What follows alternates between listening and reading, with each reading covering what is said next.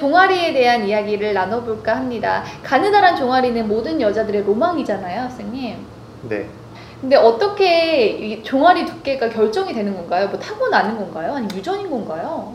당연히 유전적인 게 되게 크겠지만요. 이제 요즘은 다이어트 때문에 이제 가늘어지기 위해서 이제 허벅지나 복부에 살을 빼기 위해서 운동을 많이 하시는데요. 네. 역설적이죠. 운동을 많이 하면 두꺼워지죠. 근육은 발달을 할 거고, 네. 발달을 하면 종아리는 별로 빠지지 않는 부위가 되죠. 네. 그럼 그렇게 하면 어떻게 해야 돼요? 정말 가느다란 종아리 갖고 싶거든요.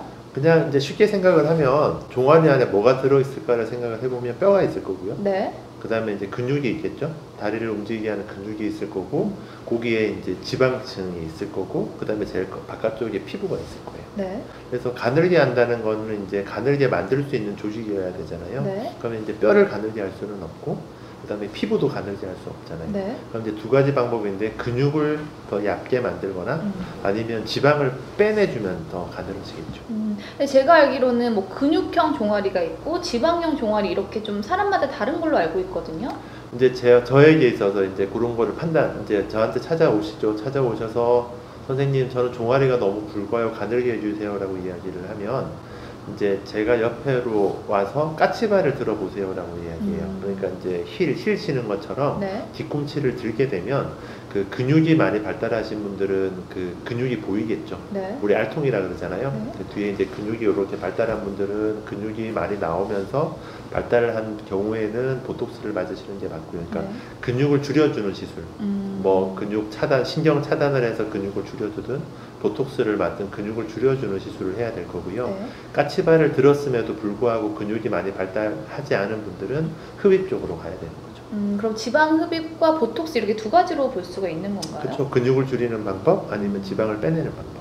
그럼 보톡스 같은 경우에는 반영구적인 거죠? 아닙니다. 얼굴하고 똑같아요. 보통 보톡스 1년에 2번씩 시술하자고 설명하잖아요. 네. 그래서 종아리 근육도 마찬가지로 이제 2번 정도 맞아야죠. 2번 혹은 3번을 이야기하기는 하는데, 근데 저한테 오면 저는 설명을 이렇게 합니다. 겨울에는 어차피 종아리를 잘 드러내지 않고 다니기 때문에 그때 보톡스를 할 필요가 없다고 말씀드리거든요. 그래서 이제 봄 정도의 시술을 하면 네. 가을까지는 그 근육이 줄어든 정도가 유지가 되니까 봄 정도의 시술을 해서 1년을 나자라고 설명을 하고 있습니다. 근데 주변에서 들어보면요, 뭐 종아리 보톡스를 맞던가 지방 흡입을 하게 되면 다리에 힘이 안 들어간다는 얘기도 좀 들어봤거든요.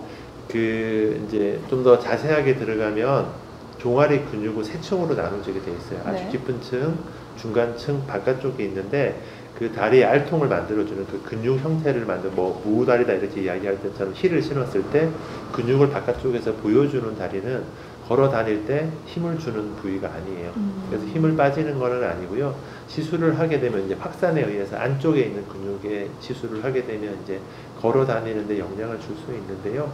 정확하게 보톡스를 시술했다고 하면 걸어 다니시거나 운동을 하는데 크게 불편함을 주지는 않습니다. 그럼 좀 드라마틱한 효과를 보고 싶으면 보톡스보다는 아무래도 지방 흡입을 하는 게 낫겠네요. 이제 앞에 말씀드린 것처럼 이제 상황에 따라 다르죠. 그러니까 지방이 많은 다리들은 당연히 흡입을 하는 게 굉장히 효과적일 거고요. 네. 이제 마르셨지만 근육이 발달한 힐 같은 거를 많이 신으셔서 네.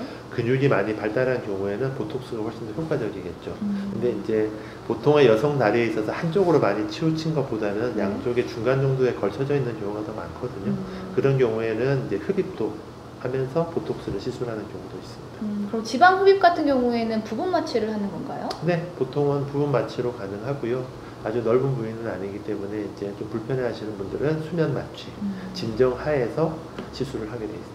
그리고 그 여성의 다리가 항상 양쪽이 똑같을 순 없잖아요. 한쪽이 더 발달이 돼 있을 수도 있는데 그럴 경우에는 어떻게 하면 좋나요? 뭐 근육을 조절한다고 하면 보톡스의 양으로 조절하겠죠. 예를 들어서 발달한 쪽에 근육을 한 뭐 60% 정도 주고 좀 덜 발달한 쪽에 40%를 줄 수도 있고요.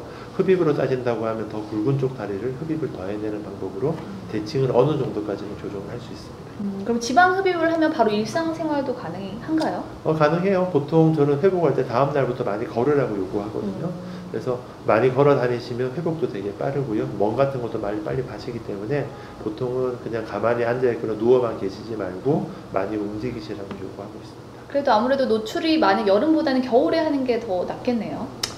이제 정도의 차이인데요. 뭐 보통은 겨울을 더 선호하시는 게 아무래도 이제 멍이 들어도 가리고 다니실 네. 수도 있고 하니까 뭐 아무래도 좀 찬바람이 불 때 뭐 가을이 됐든지 겨울 정도를 선호하시는 거는 맞습니다. 그렇군요. 혹시 뭐 보톡스 궁금한 거 있으세요? 다리 하지정맥 있으신 분들 맞을 수 있는 거예요? 아, 그거하고 상관은 없습니다. 하지정맥이라는 거는 그 동맥하고 정맥 중에 정맥이 발달한 형태를 이야기하는 건데요. 그거 피해서 노니까 하지정맥류가 있다고 해서 못 맞을 이유는 없습니다. 그렇군요. 이렇게 오늘 종아리에 대해서 다양한 이야기들 나눠봤는데요. 혹시 궁금한 점 있으시면 영상에 댓글 남겨주시면 저희가 또 해결해 드리도록 하겠습니다. 그럼 저희는 다음에 더 좋은 영상으로 찾아뵐게요. 감사합니다. 감사합니다.